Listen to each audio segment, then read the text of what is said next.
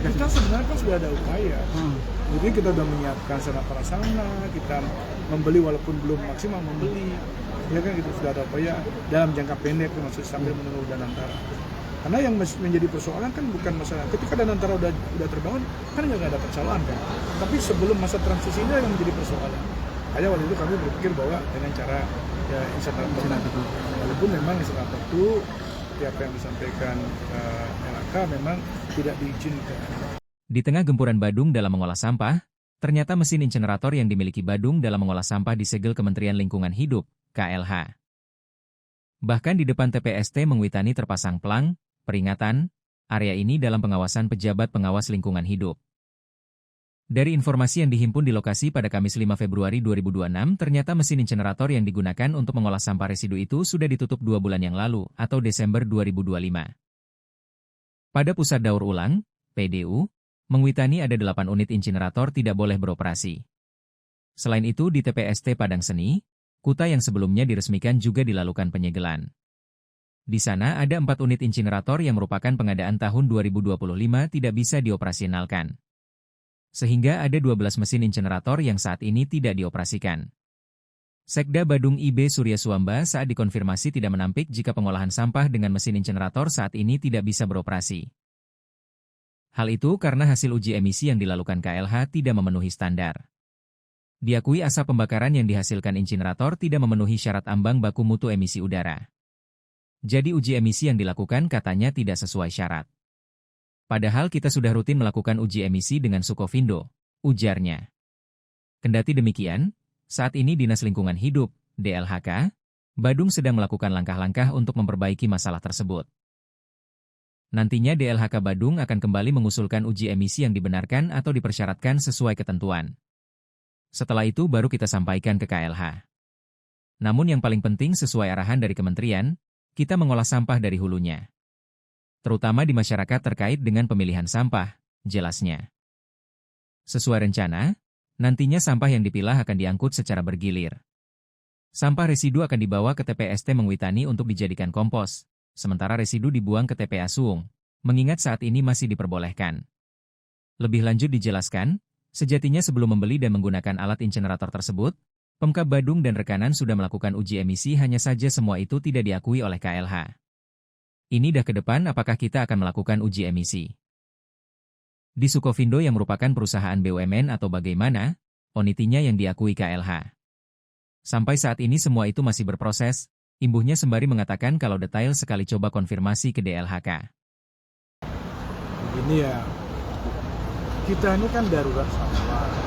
Terus terang saya dalam ini darurat sampah ketika ada kebijakan TPA Suung itu ditutup. Tentu kita semua ke lingkungan. Saya jujur motor saya ke lingkungan. Kemana saya bawa sampahnya? Satu jalan kita harus melakukan penyelesaian pengolahan sampah. Anggaplah secara mandiri saya di kabupaten. Ya. Bukti dengan kemarin kan Pak Gubernur mengeluarkan regulasi bahwa ada pengolahan sampah berbasis sumber. Implementasinya adalah dalam bentuk mendorong sekarang untuk penanganan sampah di hulu ini dengan membangun tebu modern salah satunya. Ada tong edan, banyaklah versinya. Itu semua kan dalam rangka untuk bagaimana kita meminimais secara volume sampah yang kita bawa ke TPA. Terutama yang sampah-sampah organik. Terus yang kedua sekarang dengan kondisi sampah kita ini kan banyak sampah-sampah kita ini tidak dipilah.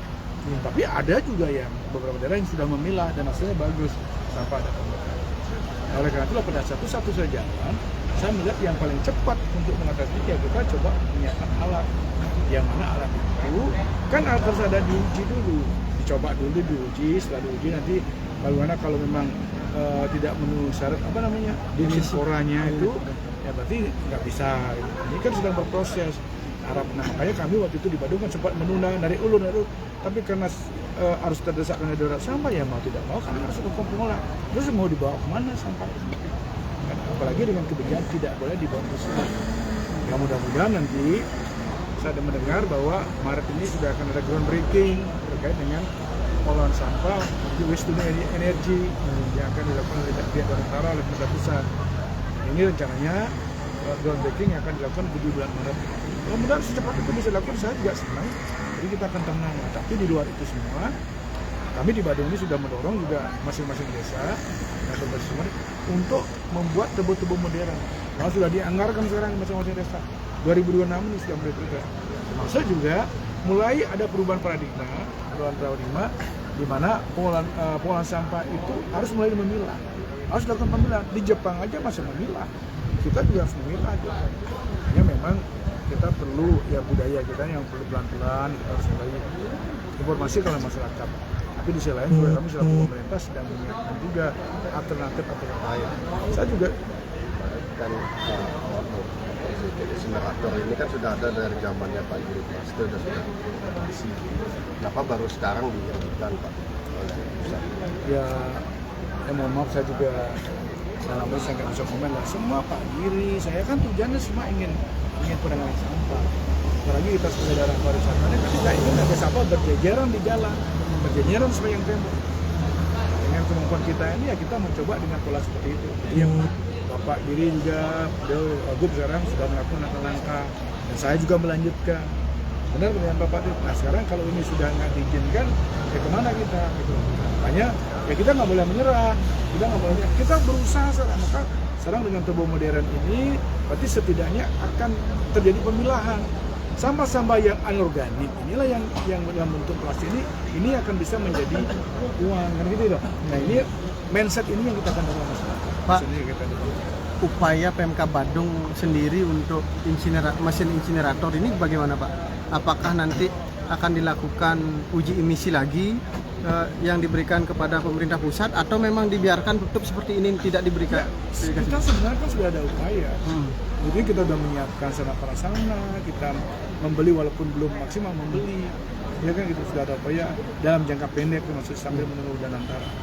Karena yang menjadi persoalan kan bukan masalah ketika Danantara udah terbangun kan nggak ada persoalan kan. Tapi sebelum masa transisi ini yang menjadi persoalan. Hanya waktu itu kami berpikir bahwa dengan cara ya insenerator walaupun memang insenerator itu seperti apa yang disampaikan LHK memang tidak diizinkan. Tapi sementara masyarakat belum bisa merubah budayanya masih untuk memilah sampah. Walaupun tidak semua. Masyarakat banyak juga yang memilah sampah, tapi tidak semua. Oleh karena itulah maka saya sedang dorong melalui Pak Perbekal dan kemarin juga saya dapat agensi dari beberapa desa sudah mulai dia berubah artinya dia mengarah menuju pemilahan tidak pembakaran lagi. Berarti yang di desa-desa gimana? Kan banyak mesin. Ya, sama juga, kan nggak berani juga kita. Karena kami akan masalah hukum nanti. Siapa sih nggak berani? Karena ini masalahnya kan ada penegakan gitu. Dan kita udah pernah cuma dipanggil kemarin itu. Karena itu maka ya mau tidak mau kita berusaha mencoba ya pengelolaan sampah bersumber dengan cara tebo modern, dengan cara melalui pemilahan ini kita akan dorong terus.